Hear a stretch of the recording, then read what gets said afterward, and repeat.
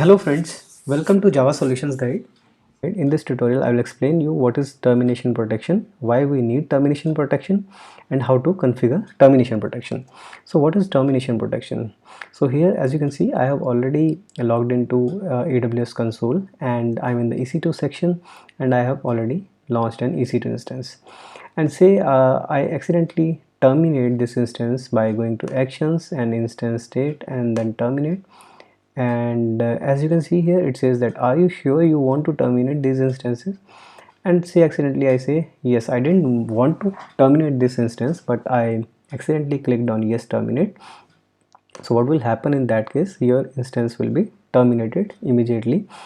And what does it mean actually? So it means that you will not be able to connect to this instance again, because that instance once terminated cannot be started again or connected again, so that instance is gone. So if you have any data on that instance, that will also be lost because the default delete on termination option is true. So because of that you would like to enable the termination protection. So how we can enable the termination protection? So there are two ways by which you can enable the termination protection. The first one is like your instance is already in the running state and you have launched your instance and it's in the running state, and as you can see by default this termination protection is false. So while launching, if you don't choose, so by default it is false, so which means your termination protection is disabled by default. And also if you see this root volume, root device, and you click on this, you can see that delete on termination is true, which means that once your instance will be terminated, your root device volume will also be deleted, so you will lose that also. So how to enable this now basically? So you, to enable that, basically you click on your instance and then you go to actions and then you go to instance settings and then you go to change termination protection and you say yes enable, and it shows also current setting is disabled and you need to, for enabling you need to click on yes enable, and now your termination protection is enabled. Now if you try to terminate your instance and you go to instance state and you say terminate, and see this termination yes terminate button is disabled, which means you cannot terminate your instance now. And it says also with the message like these instances have termination protection and will not be terminated.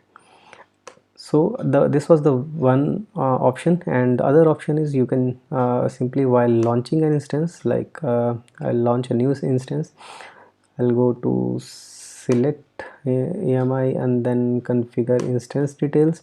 So here as you can see here, this enable termination protection checkbox is there, and if I click on this and if I go to then add storage, and also here you can see delete on termination is ticked by default, which means there your root device volume will be deleted and anything on this device will be any data on this device will be lost once your instance will be terminated. So then you go to review and launch, and I'll say launch. I'll choose the existing key pair and then launch instances. So if I go to view instances, so you can see this instance is being launched. I'll refresh it.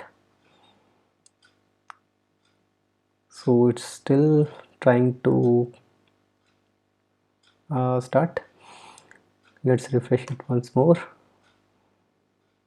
and I hope, yeah, now it's in the running state. So now if you go to this, you select this instance and then you go to actions and instance state and you say terminate, and you can see here this termination cannot be done because while launching we choose termination protection. Also it can be seen here also for this instance, you can see this termination protection is true, and also this will be also true of course because delete on termination was ticked. So this is how we can prevent our instance from being accidentally terminated. And now if say you want to actually terminate the instance, so then what you will do, you will go to actions, you can go to instance setting, and you can say change protection, set termination, and then you say yes, disable. So you can disable it also, and then if you go to instance state, you say terminate, and then you can